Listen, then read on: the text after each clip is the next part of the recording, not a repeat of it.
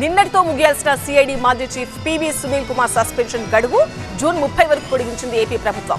ఈ పరిణామాల అనంతరం టీవీ9 తో ఎక్స్క్లూజివ్ గా మాట్లాడారు పివి సునీల్ కుమార్. కస్టడీలో రఘురామకృష్ణరాజును టార్చర్ పెట్టలేదని అంటున్నారు పివి సునీల్. ఈ విషయంలో ఆయన పిటిషన్ ను సుప్రీంకోర్టు తోసిపుచ్చిందని అంటున్నారు. ఉద్దేశపూర్వకంగా బలహీన వర్గాలకు చెందిన అధికారులను వేధిస్తున్నారని అంటున్నారు ఆయన. ఏ రాజకీయ పార్టీలో చేరకుండా మాల మాదిగల కోసం పనిచేస్తా అంటున్నారు సునీల్ కుమార్.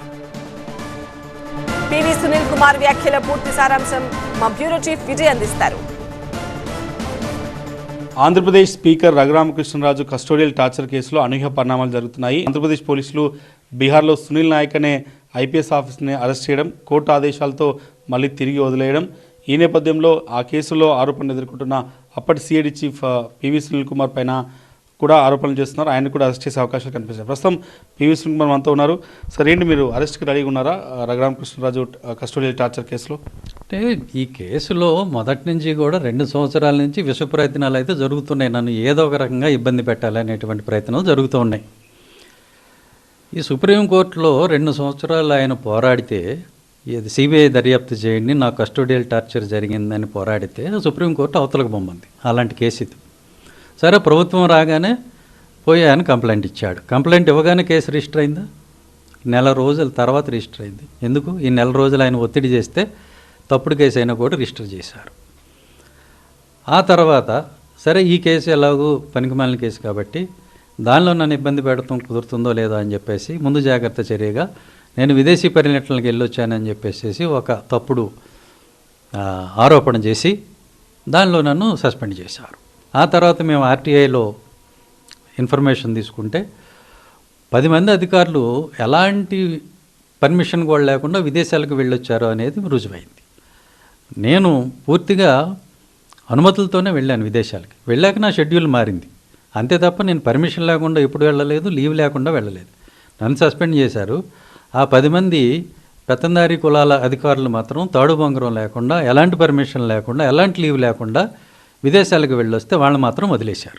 వాళ్ళని సస్పెండ్ చేయాల. అంటే దీన్ని బట్టే సామాజిక న్యాయం అనేది ఎలా అమలు అవుతుంది అనేది మనకు అర్థమవుతుంది. సునీల్ నాయక్ చేసిన ఆరోపణలు ఉన్నాయి, కానీ అప్పుడు జరిగింది ఏంటి? వాస్తవం ఏంది? నిజంగానే రఘురామకృష్ణరాజుని కస్టోడియల్లో టార్చర్ పెట్టారా? దాంట్లో మీ పాత్ర ఉందా? మీ ఆదేశాల మేరకు జరిగిందా? ఇవన్నీ నేను చాలాసార్లు చెప్పాను. అసలు ఆయన కస్టోడియల్ టార్చర్ జరగలేదు. మెడికల్ రిపోర్ట్లు క్లియర్గా ఉన్నాయి. అసలు టార్చరే జరగనప్పుడు నా ఆదేశాలేంటి, పుల్లయ్య ఆదేశాలేంటి, వెంకయ్య ఆదేశాలేంటి, అలాంటివి ఏమీ లేవు. ఇప్పుడు జరిగినట్టు చెప్పమని సునీల్ నాయక్ మీద ఒత్తిడి చేశాడని కదా ఆయన, ఇన్క్లూడింగ్ సిడిఆర్ ఆయన మాట్లాడుతున్నాడు. అంటే నేను ముందు నుంచి చెప్తున్నా, ఈయన డిప్యూటీ స్పీకర్గా ఉంటే ఇలాగ సాక్షుల్ని ప్రభావితం చేస్తాడని ముందు నుంచే చెప్తున్నా. నన్ను సస్పెండ్ చేశారు, నేనేదో సాక్షుల్ని ప్రభావం చేస్తాను అది ఇది అని చెప్పి. మరి ఈయన చేస్తున్న పని ఏంటి? సునీల్ నాయక్ ఎందుకు ఫోన్ చేశాడు? చేసి నా పేరు చెప్పమని. ఈయనెవరండి? ఈయన దర్యాప్తు అధికారా? ఈయనెవడండి నా పేరు చెప్పమంటానికి? కానీ ఇదే విచారణలో ఆ తులసిబాబాని అతన్ని ఎందుకు అరెస్ట్ చేశారు? అతనికి ఏం సంబంధం?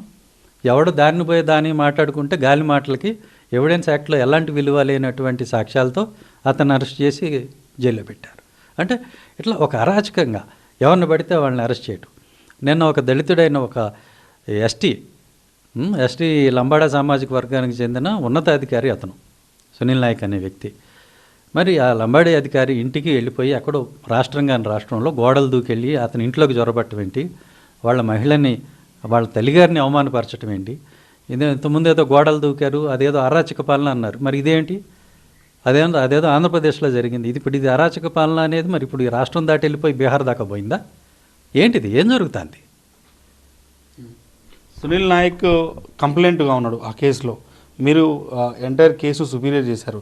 సో ఆయన్ని అరెస్ట్ చేశారు కాబట్టి ఖచ్చితంగా ఈ కేసులో మిమ్మల్ని అరెస్ట్ చేశారనే ప్రచారం పెద్ద ఎత్తున జరుగుతుంది. రెడీగా ఉన్నారా? ఈ ప్రచారాలు అనేకం జరుగుతూ ఉంటాయి, ఏమైనా చేస్తారు, ఏమైనా జరుగుతుంది. అయినా సరే నేను సిద్ధంగా ఉన్నాను.